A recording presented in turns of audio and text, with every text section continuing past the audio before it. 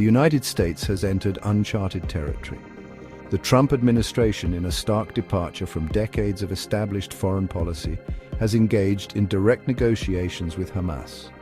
This Islamist militant group, which controls the Gaza Strip, is considered a terrorist organization by the United States and many Western nations. The decision to talk directly to Hamas stems from the urgent need to secure the release of American hostages. These citizens were among the many captured by Hamas during their brutal attack on Israel in October 2023. Some argue that it is a pragmatic step, acknowledging the reality that Hamas is a key player in the Israeli-Palestinian conflict. They believe that bypassing traditional intermediaries like the Palestinian Authority could lead to a faster resolution of the hostage crisis.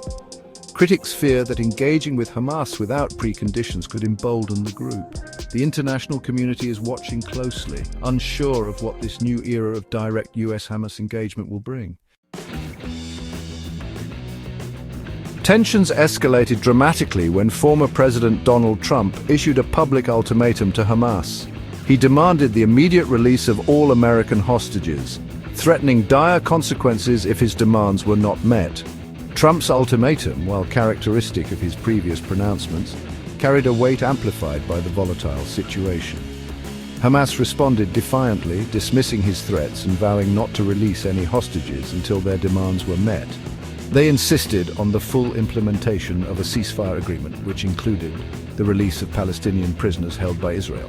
The stalemate deepened, leaving the fate of the hostages hanging precariously in the balance. The international community watched with bated breath, aware that any misstep could have catastrophic consequences.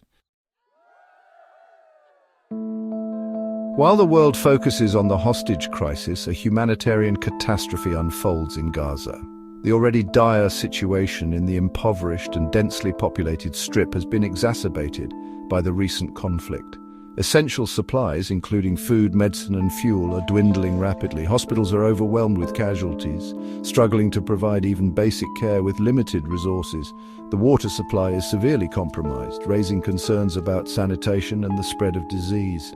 The international community has pledged aid, but access to Gaza remains a significant challenge. The Rafah crossing, the main entry point from Egypt, is operating at a fraction of its capacity. The plight of the Palestinian people in Gaza is a stark reminder of the human cost of this conflict. The path forward in the Israeli-Palestinian conflict remains shrouded in uncertainty. The recent events, including the hostage crisis, Trump's intervention, and the escalating humanitarian crisis in Gaza, have only added to the complexity of the situation. The direct talks between the United States and Hamas, while unprecedented, have yet to yield any tangible results. Hamas demands the lifting of the Israeli blockade on Gaza and the release of Palestinian prisoners, while Israel insists on the complete disarmament of Hamas and the return of its soldiers' remains. The involvement of former President Trump has introduced a level of unpredictability. The international community, caught between cautious optimism and deep concern, is struggling to find a cohesive response.